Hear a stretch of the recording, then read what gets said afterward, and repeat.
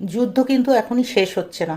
মার্চে যখন 5টা মঙ্গলবার পড়েছিল, ফেব্রুয়ারি মাসের 17 তারিখে সূর্যগ্রহণ এবং 3 মার্চে যখন চন্দ্রগ্রহণ 15 দিনের মধ্যে হয়েছে, তখনই আমি প্রেডিকশন দিয়েছিলাম আগামী যে সময়টা আসছে তাতে কিন্তু মহাভারতের যুদ্ধের মতো পরিস্থিতি তৈরি হবে।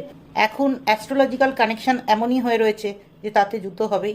সিজ ফায়ার হলো ট্রাম্পের পালানোর একটা টেম্পোরারি রাস্তা। এই পাগল রাজা নিজেকে সুপ্রিম হিরো মনে করেন এবং তার একটা ডিসিশনের ওপর সারা বিশ্ব কাঁপছে। যে প্রথমে বলে 48 ঘন্টার মধ্যে ইরানের সভ্যতাকে পৃথিবী থেকে মুছে দেবে এবং সেই সময়সীমা পার হয়ে যাওয়ার পরেই ঘোষণা করে যে 2 সপ্তাহের জন্য সিজ ফায়ার। মার্কেট এক্সপার্টরা যেটা এক্সপেক্ট করেছিল তার হলো উল্টো। ক্রুড অয়েলের দাম 20% মতো কমেছে, সোনার উপর দামও কিছুটা বেড়েছে। মে জুনের পর থেকে যুদ্ধ কিন্তু আরও বাড়বে এবং এটা সেপ্টেম্বর অবধি তীব্রভাবে চলবে। শনি উত্তর ভাদ্রপদ নক্ষত্রে রয়েছে 11 ডিগ্রিতে।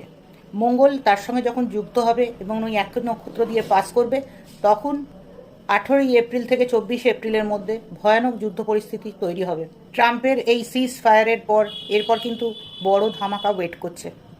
তারপর 2-4টে মাঝে মাঝে করে মিসাইল ছোড়াছুড়ির পর্ব চলবে সেপ্টেম্বর অবধি, কিন্তু এর জন্য বহু দেশের বহু ক্ষতি হবে।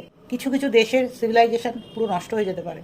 যদি ভিডিওটা ভালো লাগে একটু লাইক আর শেয়ার করে অন্যকে দেখার সুযোগ করে দেবেন।